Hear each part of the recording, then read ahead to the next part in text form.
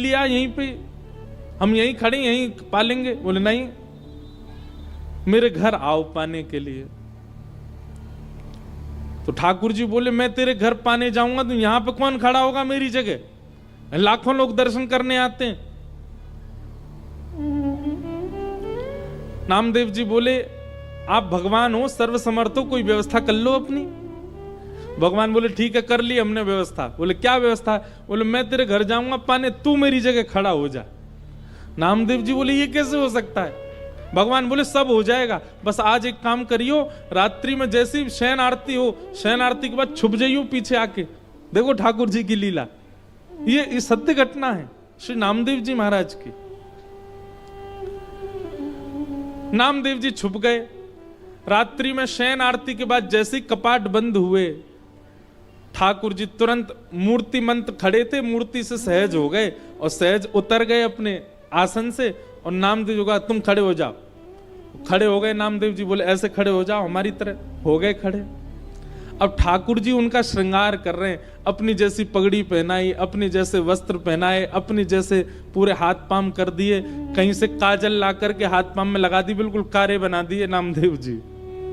और नामदेव अब हम जा रहे हैं तुम्हारे घर प्रसाद पाने, 2-4 घंटा में मंगला आरती होगी, खड़े रहना यहीं पे। और सुनो 2-4 बातों का ध्यान रखना। क्या? ये सुबह सुबह पुजारी आकर के तुमको ठंडे ठंडे पानी से नवाएंगे, ठिठर मत जाना। अंदर से ठंडी लगे तो भी रोक लेना। नामदेव जी बोले वो कैसे रोकूंगा? बोले हम नहीं रोक रहे इतने साल से, रोज रोज हमको भी नवा देते हैं सुबह 4 बजे, हम भी तो अपनी कंपन होता रोकते हैं उसको। और सुनो फिर दूध से नवाएंगे तुमको, उसके बाद शहद डालेंगे तुम्हारे ऊपर। और फिर वहां कभी आप लोगों का अवसर मिले ना, एक बार जाइए पंढरपुर। साल में एक बार भारत के कोई कोई तीर्थों में जाया करो, सब जगह दर्शन करो ठाकुर जी का कैसे विराज रहे हैं। तो कभी पंढरपुर जाओ तो हमारे कहने से वहां की काकड़ा आरती सुबह होती है 3:30 बजे, उसका दर्शन करना। काकड़ा आरती जो हमारे ब्रज में मंगला आरती होती है, वही वहां काकड़ा आरती। तो काकड़ा आरती में क्या करते हैं? दूध से जल से सबसे स्नान करने के बाद फिर ठाकुर जी को मुंह पे मक्खन लगा देते हैं, इतना सारा मक्खन मुंह पे। तो ठाकुर जी बोले स्नान आदि के बाद तुम्हारे मुंह पे मक्खन लगाया जाएगा, तुम्हारा मन तो करेगा कि मैं खा लूं, लेकिन जीभ निकालना नहीं बाहर, उसको लगे ही रहने देना। रामदेव जी बोले फिर तुम्हारा श्रृंगार होगा। और श्रृंगार के बाद पंढरपुर में हर दर्शनार्थी को अधिकार है कि भीतर मंदिर में जाके ठाकुर जी के चरण छू सकता है, अपना सिर वहां रख सकता है, सबको छूने का अधिकार है। बोले दुनिया भर के लोग तुम्हारे सामने आएंगे, सब लोग आकर के तुम्हारे चरणों में प्रणाम करेंगे, अपने दुख दर्द बताएंगे, सबकी सुन लेना, पूर्ण किसी की मत करना। तुमको दया भी आएगी, कोई रोता हुआ भी आएगा, कोई बहुत ज्यादा विचलित भी आएगा। नामदेव जी बोले क्यों पूरा नहीं करूं? वो सबका विधान बना हुआ है, वो सब काम हमारे लिए छोड़ दो, किसको क्या देना क्या नहीं देना। तुम बस कहीं ऐसा नहीं कि यहाँ खड़े होके कोई रोता हुआ आया उसके आंसू पोंछने लग जाओ। कहीं तुम जरा भी हिल गए तो पुजारी पंडा बहुत मारेंगे, सब कहेंगे कहां गए हमारे ठाकुर जी, कौन खड़ा हो गया आके। नामदेव जी बोले जो आ गया, बढ़िया निमंत्रण दिया भोजन का, मैं तो बंध गया यहाँ पे। बोले हाँ रोज आ जाते हो भोजन करने, आओ अब जा रहे हैं हम भोजन करने, खड़े रहो यहीं पे। और श्री पंडरीनाथ श्री साक्षात द्वारिकाधीश अर्धरात्रि में नामदेव के घर गए, अकेले। द्वार खटखटाया, मां अंदर से चिल्लाती हुई ए नामा पूरे दिन मंदिर में पड़ा रहता, आधी रात में आता, सब सो रहे हैं यहां पर। जैसे ही द्वार खोल करके देखा, आहा सुंदर श्री पंडरीनाथ भगवान द्वार पर खड़े हैं, स्वर्ण का मुकुट पहना है, स्वर्ण के आभूषण पहने हैं, कंधे पर हाथ रख करके मधुर कटाक्ष नेत्र हैं ठाकुर जी के, मंद मंद मुस्कुरा रहे हैं। नामदेव जी की माता जी तो विट्ठल, हाँ मैया मैं ही आया हूं विट्ठल। नामदेव रोज निमंत्रण लेके आता, मेरे घर प्रसाद पाने आओ, मैं आ गया।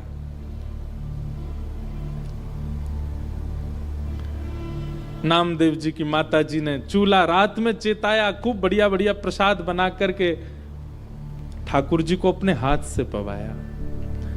इतने में घंटे घड़ियाल बजने लगे, 3:30-4 बज गए, सुबह के मंगला आरती का समय हुआ।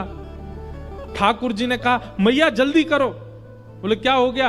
अब आपको मंगला में जाना है? बोले मंगला में अब मैं तो व्यवस्था करके आया हूं वहां पे, लेकिन मुझे आज तक तो मैं दर्शन देता था काकड़ा आरती में, मंगला आरती में, आज मैं दर्शन करने जाऊंगा।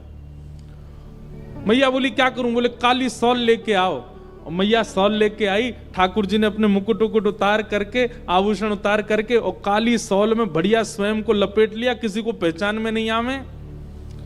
कारे कारे तो ठाकुर जी हैं, काली सॉल और ओढ़ ली। अब तो निकल पड़े, दौड़ के जा रहे हैं देखने के लिए नामदेव कैसा लग रहा है मेरे स्थान पर खड़ा होके। दर्शनार्थी लाइन लगा करके खड़े थे, उन्हीं में ठाकुर जी खड़े हैं और दूर से ही निहार रहे हैं। नामदेव जी चुपचाप नेत्र बंद करके, हाथ बिल्कुल कमर पर, जैसे पंडरीनाथ भगवान खड़े होते हैं बिल्कुल वैसे ही खड़े हैं। और ठाकुर जी दूर से ही देख करके नामदेव की बलियां ले रहे हैं। आहा मेरो नामा कितना अच्छा लग रहा है। गर्भगृह में जैसे ही ठाकुर जी पहुंचे, ठाकुर जी के आते ही नामदेव जी को पता चल गया कि ठाकुर जी आए हैं। सो नामदेव जी मन में सोचे सब प्रणाम कर रहे हैं, कि ठाकुर जी प्रणाम नहीं कर ले मुझको, मैं कैसे रोक पाऊंगा? ठाकुर जी प्रणाम कर रहे हैं। ठाकुर जी गए, नामदेव जी को देखा। नामदेव जी को देख करके जैसे ही नीचे सर झुकाया, नामदेव जी के नेत्रों से आंसू गिरने लगे। नाथ ये कैसी लीला कर रहे हो आप? बलैया लेने लगे। अद्भुत हैं बंधुओं ठाकुर जी। ठाकुर जी जैसा प्रेम कौन कर सकता है? अपने भक्त को अपने स्थान पर खड़े होकर उसके दर्शन करने आए हैं। पहले तो खूब बलैया ली, और फिर उसके बाद ठाकुर जी बोले ए नामा तुझे नोच के भाग जाऊं? तू जोर से चिल्लाएगा, पंडित पुजारियों को पता चल जाएगा। नामदेव जी बोले ऐसा मत करो, मैं किसी को बताऊंगा कि आपने मुझे खड़ा किया, कोई मानेगा और नहीं। ठाकुर जी चिढ़ा रहे हैं नामदेव जी को, नामदेव जी घबरा रहे हैं। ऐसी लीला, इसको कहते हैं रास। क्या कहते हैं? रास। ये लीलाएं जब ठाकुर जी आपके लिए सहज हो जाते हैं, ठाकुर जी आपको प्रायोरिटी देने लग जाते हैं, ठाकुर जी आपके लिए यह भूल जाते हैं कि वे परमात्मा हैं, इसको कहते हैं रास। रास का मतलब नाचना नहीं होता। रास का मतलब इन गोपियों के लिए ठाकुर जी सहज हो गए। इन गोपियों के लिए ठाकुर जी ने अपना परमात्म भेष त्याग दिया। इन गोपियों के लिए ठाकुर जी सरल बन गए, दीन बन गए, इसीलिए उसको रास बिहार कहा। और वृंदावन में रास नहीं किया ठाकुर जी ने, महारास किया। महारास मतलब आज तक ठाकुर जी महारास बिहारी हैं। मतलब आप जाकर के प्रस्तुत करो, आज भी ठाकुर जी अपने पाषाण भेष को त्याग करके आपके लिए सहज होने को तैयार बैठे हैं वृंदावन में। ये केवल वृंदावन में और कहीं नहीं। आज भी वृंदावन में कितने वैष्णवों को अनुभव होता है। श्री बिहारी जी में तो पर्दा ही हमारे बार बार लगाया हो जाए कि कहीं कोई टकटकी लगा के बिहारी जी को देख नहीं ले, नहीं तो ये वही के संग चले जाएंगे। आपके नेत्र कहीं ठाकुर जी से नहीं मिल जाए, इसलिए बार बार पर्दा किया जाता है बिहारी जी के आगे। एक बार चले गए थे किसी के संग कहीं, पर ढूंढ ढांड के लाए, तब से नियम बन गया कि बार बार पर्दा करो। क्यों? क्योंकि बिहारी जी ने कोई से नैन मिला लिए, सो कैसो भी आदमी हो बाकी संगी चले जाएंगे। बताओ कितने भोले ठाकुर जी हैं, किसी के संग जाने के लिए तैयार तत्पर बैठे। इसी को रास बिहार कहते हैं। आप कभी उस भाव से वृंदावन जाओ कि आपको सामने पाषाण एक ही मुद्रा में ठाकुर जी ना दिखें। कभी उस भाव से जाओ कि साक्षात श्री ठाकुर जी आपको अनेक मुद्राओं में दिखाई दें, आपको बोलते हुए दिखाई दें, आपके आगे कोई लीला करते हुए दिखाई दें, तब समझो हाँ अब मेरे संग रास हुआ। अभी हम रस में हैं, हमें रास में जाना है, और रास में जाने के लिए हमें अपना निर्माण करना पड़ेगा। अपनी मन बुद्धि और विचारों को वैसा करना पड़ेगा जिससे श्री कृष्ण रास करें।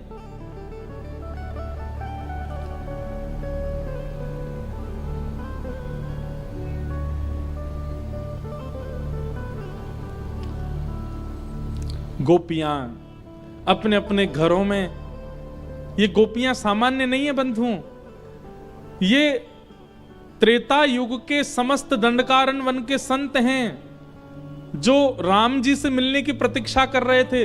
तब हनुमान जी ने जाकर के इनसे कहा, आप सब लोग प्रतीक्षा मत करो, केवल राम जी का चिंतन करते करते अपने देह का त्याग करो। आप सब संत ही द्वापर में ब्रज में गोपी बनकर के प्रकट होगे, तब राम जी कृष्ण बन के आएंगे और आप सबके साथ रास विहार करेंगे। आप सबको वो सुख प्रदान करेंगे जो एक प्रियतम प्रियतमा का होता है। आपके गले में अभी तो राम जी भगवान है, आप सब संतों केवल प्रणाम तक अधिकार होगा, लेकिन द्वापर युग तक प्रतीक्षा करोगे तो एक प्रियतम के भाव से ठाकुर जी आपके गले में गलवैया डाल के रास विहार करेंगे, वो सुख प्रदान करेंगे जो किसी को नहीं मिला। तब से दंडकारण्य वन के संत वही द्वापर में ब्रज की गोपी बनकर के आए, और जैसे ही कृष्ण प्रकट हुए नंदरानी के भवन में, गोपियों ने जैसे ही श्री कृष्ण को देखा, नन्हे से कन्हैया को देखते ही सब गोपियों को याद आ गया कि अरे हम तो पूर्व जन्म के संत हैं और ये साक्षात राम जी ही कृष्ण बन करके आए हैं हमारे साथ रास विहार के लिए। अब सब गोपियां प्रतीक्षा कर रही हैं ये कब उस भाव में आएंगे कि हमारे साथ रास करें। और आज वही दिन आया, 7.5 वर्ष के श्री ठाकुर जी हो गए।